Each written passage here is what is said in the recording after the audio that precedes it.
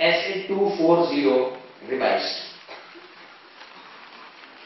Auditor's responsibility to consider fraud and error in an audit of financial statement, ये पुराना नाम था.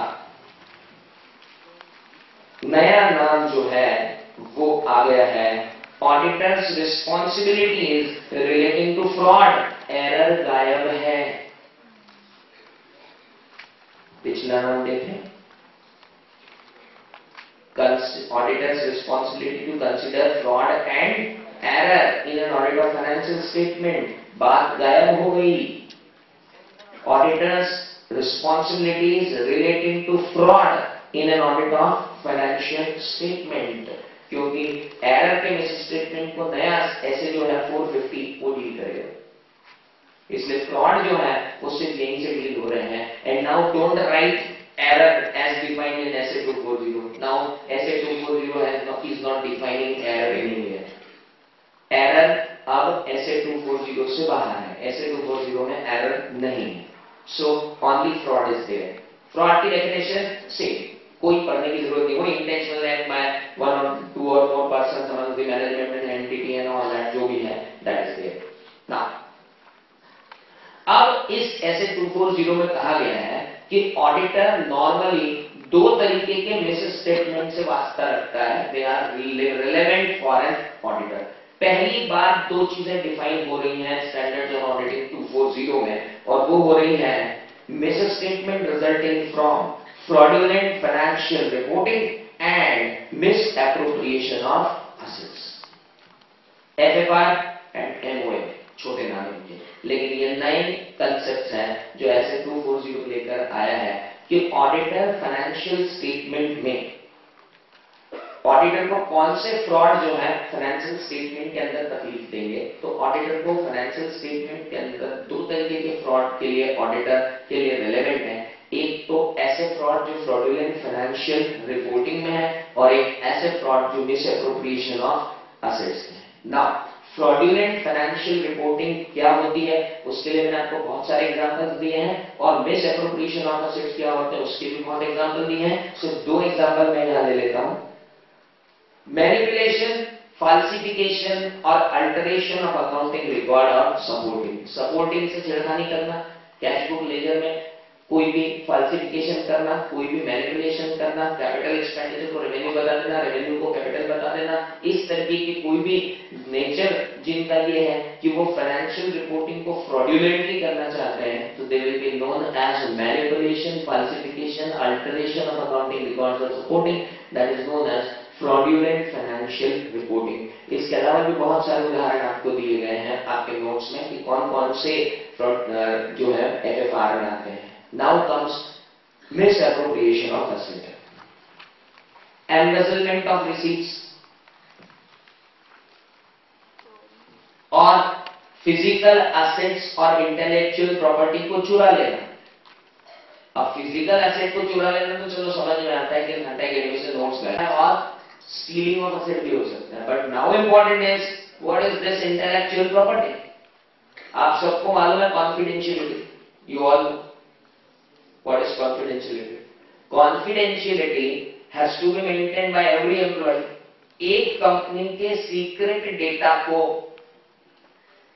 किसी और तक पहुंचा देना ये भी अपने आप में एक मिस एप्रोप्रिएशन ऑफ असेट है, क्योंकि वो डेटा भी कंपनी के लिए एक असेट के रूप में है. तो what ever intellectual data company having its stealing, वो चुरा लेना, that is also miss appropriation of asset. और ये सारी चीजें इन्होंने ली हुई है किसमें, that is this statement which are relevant for an auditor. Now बाकी सारी बातें सेम टू सेम है. जो पुराने 240 में थी वो आज भी है. क्या ऑडिटर नहीं, who is responsible for fraud हमने पढ़ा था. Management is primarily responsible for detection and prevention of fraud. Auditor कितना रिस्पांसिबल है तो हमने पढ़ा था. If auditor had followed all the standards on auditing which are issued by the institute of chartered accountants of India, it gives him an assurance that the financial statement are free from material misstatement. फिर हमने पढ़ा था due to inherent limitations of audit there may be chances that some misstatement में remain undiscovered after the audit. याद आ रहा है? ये सब पढ़ा हुआ है हमारा. और ये सारी चीजें वैसी की वैसी ही वही है, उसमें कोई चेंज नहीं है ऐसे 240 में, पूरी की पूरी चीजें एज इट इज है। लेकिन एक नया क्लॉज डाल दिया, ऑडिटर क्या रणछोड़ दास बन सकता है? आई क्विट, मुझे जाने दो। So that can be there, withdrawal from an engagement. So according to SA 240, ये एक नया कंसेप्ट है जो एसे 240 के अंदर आया। As a result of a misstatement resulting from fraud और सस्पेक्टेड फ्रॉड, एरर का तो डिस्कशन है ही नहीं कहीं पे, सारी बातें से रिलेटेड है, फ्रॉड से रिलेटेड है। According to SA 240, if as a result of misstatement resulting from fraud और suspected fraud, auditor encounters exceptional circumstances that bring into the question auditor's ability to continuing or performing the audit. Management fraud है, auditor को पता चल गया कि fraud है, auditor को evidences manipulate करके दिए जा रहे हैं और ऑडिटर परेशान है कि मैं इन मैनिपुलेटेड एविडेंसेस को प्रूव नहीं कर सकता हूं कि ये मैनिपुलेटेड है, लेकिन मुझे लग रहा है कि ये मैनिपुलेटेड है। अगर मैं डिस्क्लेमर ऑफ ओपिनियन दे दूंगा तो भी फंसूंगा कि जब तुम्हारे पास एविडेंसेस थे तो तुमने डिस्क्लेम क्यों किया, और मेरे पास ऐसा कोई तरीका नहीं है कि मैं इन एविडेंसेस को ये प्रूव कर दूं कि ये क्या है, गलत है, क्योंकि मुझे लग रहा है कि ये सब गलत है और ये सब फ्रेम्ड है। लग सकता है ऑडिटर को कि उसको जो एविडेंसेस दिए जा रहे हैं उसे मालूम पड़ गया कि फ्रॉड है, और ये फ्रॉड के बाद जितने भी स्टेटमेंट दिए जा रहे हैं उससे ऐसा लगता है कि सारे रिस्की स्टेटमेंट है, और अगर इनकी बेसिस पे डिस्क्लेमर वो दे देगा तो भी गलत है, क्योंकि एविडेंस होना चाहिए कि आपने डिस्क्लेमर क्यों दिया।